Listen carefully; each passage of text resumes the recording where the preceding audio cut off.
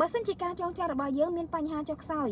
ជាពិសេសបងប្អូនដែលគាត់ភ្លេចភ្លាំងច្រើនតែម្ដងគិតអ្វីក៏មិនសូវចេញអត់សូវមានគំនិតច្នៃប្រឌិតឬមួយក៏មានអារម្មណ៍ថាខួរក្បាលយើងទទេស្អាតតែម្ដងចង់គិតអ្វីមួយឲ្យមានប្រយោជន៍យើងមានអារម្មណ៍ថាចង់គិតដែរក៏ប៉ុន្តែគិតអត់ចេញឬមួយក៏បងប្អូននិយាយអ្វីមួយឲ្យភ្លេចភ្លាមឬមួយក៏ទុកដាក់របស់អ្វីមួយហើយគឺភ្លេចតែម្ដងនេះគឺជាសញ្ញាដែលបង្ហាញប្រាប់ថាសុខភាពខួរក្បាលរបស់យើងកំពុងតែមានការចុះខ្សោយដែលអាចបណ្ដាលមកពីកង្វះពពួកវីតាមីនគ្រប់ B ជាពិសេសវីតាមីន B9 ឬមួយក៏ B12 ជាពិសេសពាក់ព័ន្ធជាមួយនឹងចលនាឈាមរត់នៅក្នុងរាងកាយដំណើរការអត់ល្អបងប្អូនដែលគាត់គិតច្រើនស្មុគស្មាញ